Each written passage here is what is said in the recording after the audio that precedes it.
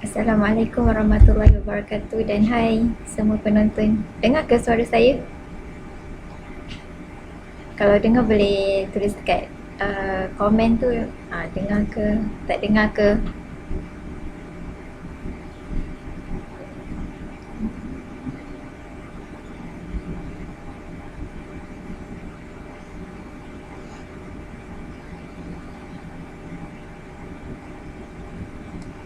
Okay, daripada Cik Azrina kata dengar. Okay, Alhamdulillah. So, sekarang ni lebih kurang ada 6 ataupun 8 viewers. Saya tunggu lagi seminit je, 12.32 saya akan mula sesi live ni.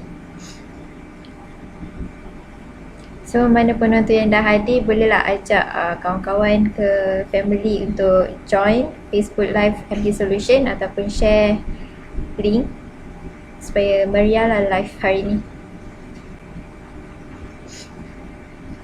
Oh, dah 12.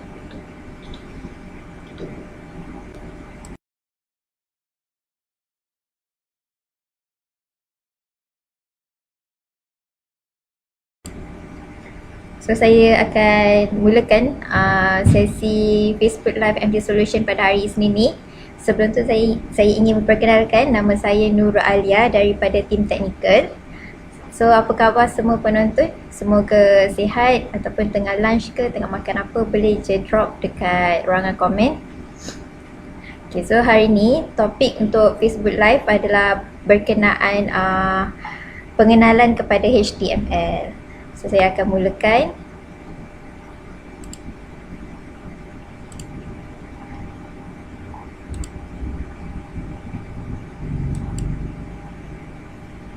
Okay. Nampak ke saya punya slide? Nampak ke slide? Nampak, dia akan lihat. Sekejap tunggu dia habis ni. Okay. So, hari ni saya punya target harap penonton semua dapatlah sedikit sebanyak tahu tentang apa itu HTML. So, HTML ni adalah nama singkatan bagi Hypertext Markup Language. Okay, apa itu markup language? Markup language ni dapat sebenarnya kita panggil bahasa markup, iaitu bahasa komputer yang menggunakan tag elemen untuk membina dokumen HTML dan ia akan dipaparkan melalui kita punya web browser. So, apa gunaan HTML tu? Ianya untuk membina struktur dan juga menyusun halaman pada halaman website kita.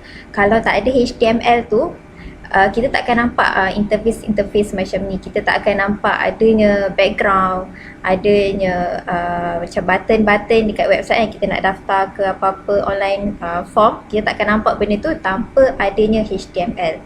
So, HTML ni merupakan satu language yang akan difahami oleh kita punya web browser ataupun pelayar web seperti Google Chrome, Safari dan also Microsoft Edge.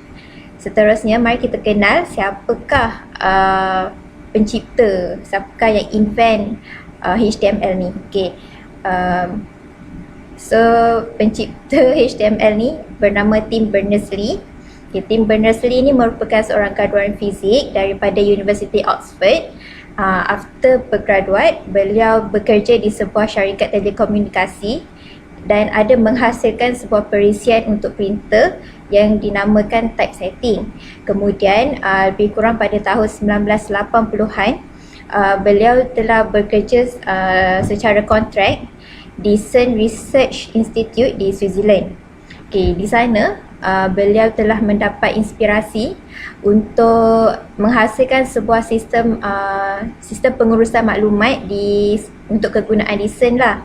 Okay, dengan menggunakan hypertext, hyperlink, DNS dan also TCP, beliau berjaya menghasilkan sebuah laman web pertama yang mengandungi HTML dan juga merupakan penggunaan pertama untuk www, iaitu website short form kita punya website kan, World Wide Web tu.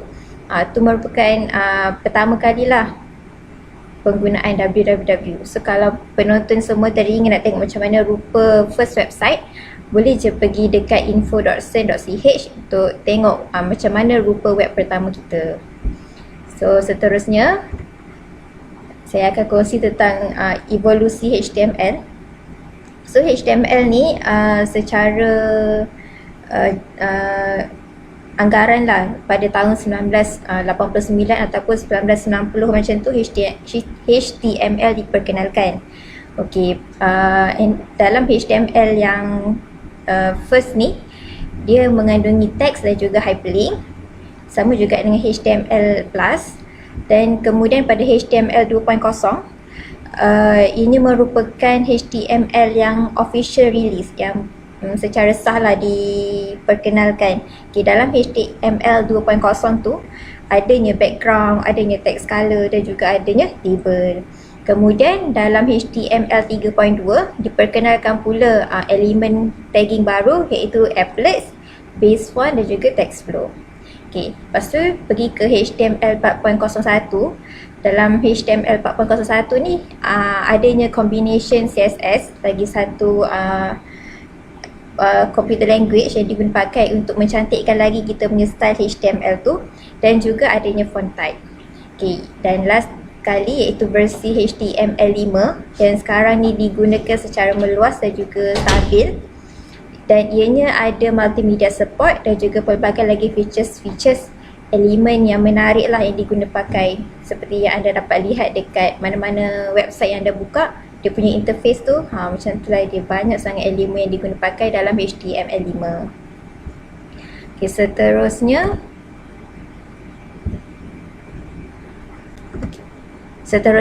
apakah contoh aplikasi yang digunakan pakai menggunakan HTML. Yang pertama, semestinya untuk pembangunan laman web kita. Kedua, kita boleh guna HTML ni untuk membangunkan game yang simple tapi basic dia ada HTML. Dan yang ketiga, untuk navigasi web. Dan yang keempat, untuk mendapatkan image yang sangat responsif pada web. Okey, untuk penonton semua, kalau macam teringin nak try macam mana kita nak pakai HTML tu untuk beginner, kita boleh gunakan Notepad saja sebagai code editor. So cara dia, atas ni video, saya harap bila saya share nampaklah video bergerak. Okay. So cara pertama, kita buka kita punya Notepad dekat kita punya komputer. Kita jadikan Notepad tu sebagai kita punya code editor lah. Okay, kemudian kita tulislah apa-apa yang kita nak tulis, sebagai contoh hello world ke, selamat pagi ke, kat Notepad tu. Kemudian kita save file tu dengan nama file .html. Okay, .html tu sebagai extension lah untuk kita jadikan dia sebuah file HTML. Dan dari name, dan kita simpan lah kita punya file tu.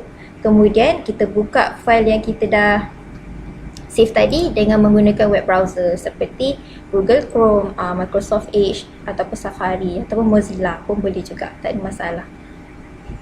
Okay, seterusnya tag dalam HTML. Okay, tag dalam HTML ni ada banyak. So yang saya tunjukkan dekat dalam slide ni merupakan antara common tag lah yang digunakan pakai. Yang pertama, head tag, text formatting tags, link tag, list tag, table tag, form tag, scripting tag, and also image and object tag. Okay, so saya akan keluar sekejap slide ni untuk buka W3 School. Okay, so dekat tadi kita ada contoh-contoh tagging. Yang pertama tadi head tag. Okay, head tag ni, mana head tag? So kalau sebelum tu, kalau laju, boleh bagi tahulah ruangan dekat bawah tu laju ke, nanti saya boleh ulang balik. Okay, dalam head tag ni terkandung je beberapa elemen lain seperti title, link dan juga style. Okay, title ni, head ni kepala lah, kepala HTML kita. Dalam head tag ni kan tadi ada title, link dengan juga style. Okay, untuk title of the document ni, dia memberi, dia define apa tu kita punya kat sini, window tab ni punya nama. Okay, kita tengok contoh. Tekan. Okay, kat sini tulis title of the document. Kita write Sepertinya kat sini atas ni title of the document lah, dia punya apa konten yang dalam ni lah. Okay. Seterusnya link tu tak ada kat sini, tapi adalah kat bawah ni, link ni. Okay. Link ni kita guna pakai untuk kita panggil file external resource kita, macam folder kalau kita ada pakai Bootstrap ke CSS ke, kita masukkan dekat link tu. And then kita ada style tu JavaScript punya code lah, kita embedded dalam kita punya HTML. So yang kedua adalah text formatting text. Text formatting text contohnya kita pakai heading dan juga paragraph. Okay. P ni adalah short form untuk paragraph lah. Sebelum tu saya lupa nak nak explain sikit. Yang P ni kita panggil dia sebagai start tag.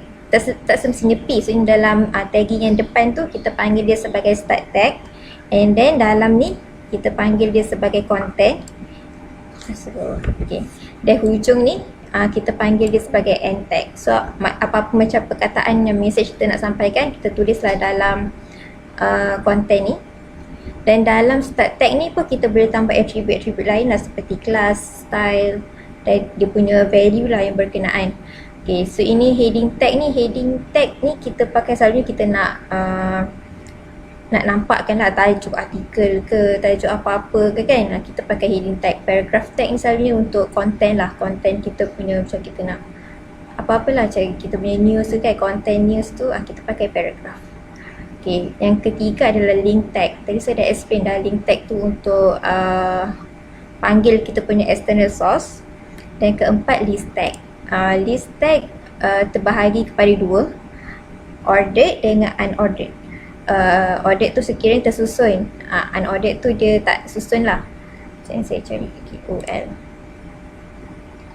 Okay, UL ni untuk ordered list. So dia akan susun kita punya konten ni ikut susunan kita lah. Yang LI ni short form untuk list. Kalau unordered kita guna UL.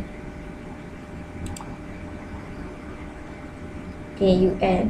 So walaupun kita tulis sekejap dia akan susun terikut susunan lah, macam nanti kalau kita masukkan seterusnya pun dia ikutlah, dia punya tu secara random.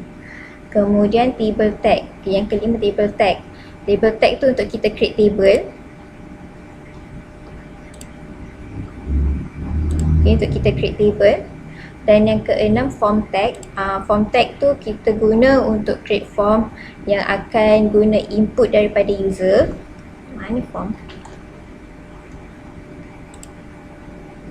Okay, ini contoh kita pakai form tag. Kemudian 7 scripting tag.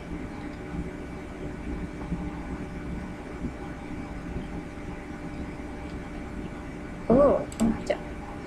Saya rasa tadi saya tersalah explain, maaf. Okay, style tag tu untuk kita stylekan kita punya HTML lah, macam kita nak color ke, font ke, semua alignment ke, kita letak dalam style tag. Tapi kalau script tag ni untuk kita punya JavaScript punya code lah, kita JavaScript punya function tu kita letak dalam script tag. Okay, jangan terconfuse. Style tag untuk stylekan kita punya HTML, script tag tu untuk kita punya JavaScript. And then terakhir image and object tag. Image dengan object tag ni kita guna untuk embedded kita punya macam multimedia element kita lah, selalunya gambar. So kita akan pakai image ataupun object tag. Okay. Seterusnya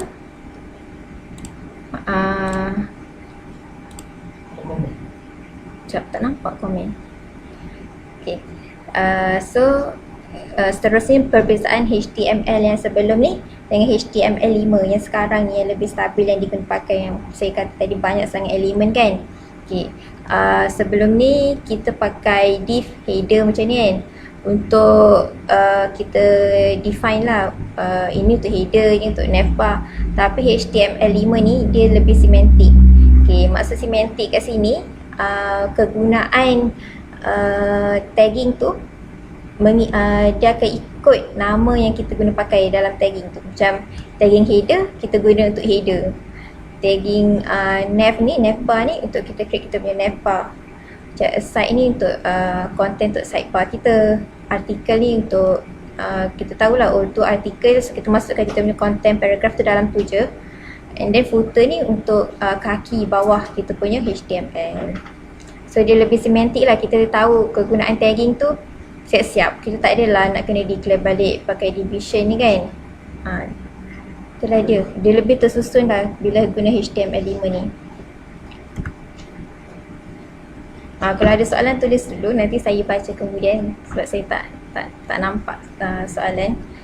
So kita teruskan kepada kebaikan-kebaikan yang ada dalam HTML. Yang pertama, HTML ni senang nak belajar. Maksudnya bahasa dia sangat mudah dipahami dan dia punya penggunaan pun sangat meluas. Di mana poin nombor 1 ni penggunaan meluas ni kita boleh elaboratekan lagi, di mana kita boleh guna HTML language ni dengan language yang lain seperti Java, kita guna JSP, kita boleh gabung HTML ni dengan PHP, kita boleh gabung HTML ni dengan ASP. So kemudian HTML ni disokong oleh semua web player. Web player tu web browser. Okay, di mana memang HTML ni akan dipaparkan oleh web browser, dan sekarang mostly web browser tak ada masalah pun untuk display HTML. Tapi mungkin ada certain lah, kita akan tengok dekat keburukan nanti, certain element hanya disupport oleh certain version of the web browser. Okay, poin terakhir, ianya boleh disunting dengan mudah menggunakan pelbagai code editor. Macam tadi saya ada tunjuk sikit kan, kalau macam untuk beginner kita boleh gunakan Notepad. Kalau macam dah advance, kita boleh guna kita punya own IDE yang kita selesa lah, sama ada kita nak pakai VS Code boleh, kita nak pakai Eclipse boleh. Okay. And then section terakhir tentang keburukan atau kelemahan HTML. Yang pertama, hanya boleh digunakan oleh laman web static sahaja.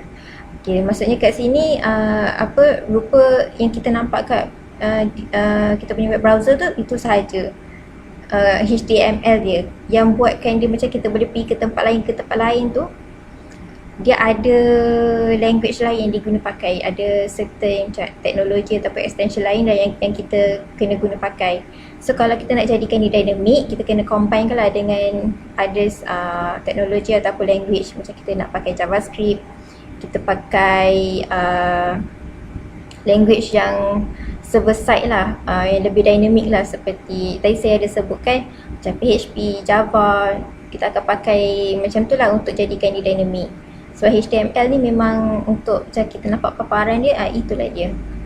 Okay, and then sama je poin kedua dengan poin pertama ni, tadi saya dah ulaskan secara sekaligus. Dan yang terakhir, beberapa elemen HTML dipengaruhi oleh jenis ataupun versi web player. Okay, benda ni kita boleh benda ni jarang berlaku dah sekarang, tapi kita boleh tahulah kat mana elemen-elemen yang tak diguna pakai dah sekarang, yang dah tak support. So kita boleh pergi dekat w3school.com, check dekat the main page of tag. Ni semua tag-tag elemen yang HTML pernah wujud. Mana yang merah ni maksudnya ni dah tak support lah, sebab sekarang ni semua pakai HTML5. So mana yang dah merah ni dah tak support. Dan ada certain juga yang dia ni bergantung kepada version. Tadi saya tak sure yang mana, kena check lah satu-satu tu.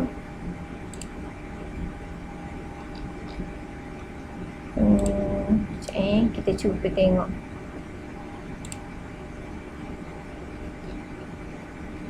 Sebab benda ni dah memang jarang lah kita jumpa.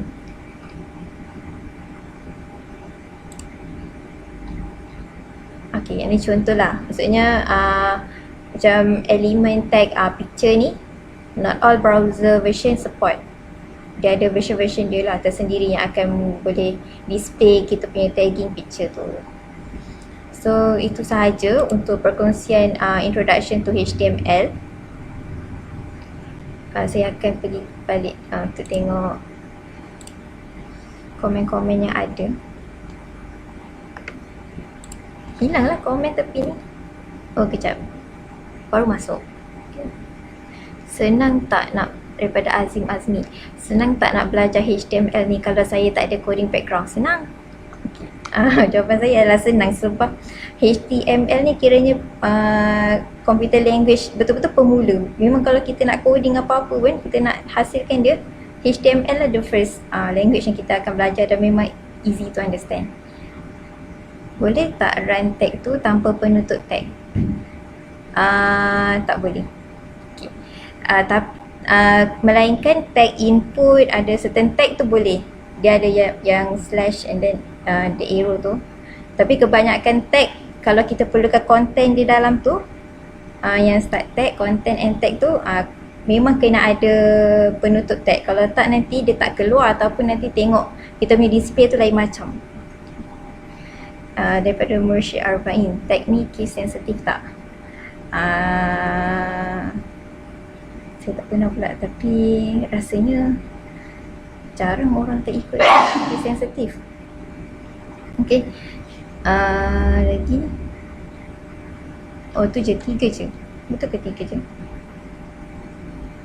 Okay, so itu sahaja untuk perkongsian hari ni. So saya harap sedikit sebanyak penonton dapatlah tahu apa itu HTML. So kalaulah penonton semua berminat untuk belajar HTML, kami di MT Solution juga ada menawarkan ICT training. Pelbagai ICT training, antaranya kita orang boleh juga ajar penggunaan HTML. So kalau ada yang berminat, boleh contact lah nombor yang tertera di bawah, ataupun boleh direct message kami di social media, Facebook MT Solution, Instagram dan juga LinkedIn ada juga. Okay, and then boleh juga layari website mts.com.my untuk melihat segala servis yang ditawarkan oleh syarikat kami. So dah lebih 15 minit ni. Terima kasih untuk semua penonton yang sudi meluangkan masa untuk menonton live ni. So jangan lupa untuk follow, share dan juga turn on notification daripada social media account kami, dan nantikan next Facebook live session yang akan dikongsikan oleh siapa kita pun tak tahu. Okay, jangan lupa untuk up to date. Tapi yang pastinya topik pada hari Rabu ini juga topik yang sangat-sangat menarik berkenaan dengan HTML juga. So itu sahaja untuk hari ini. Saya sudahi dengan Assalamualaikum warahmatullahi wabarakatuh. Sekian, terima kasih.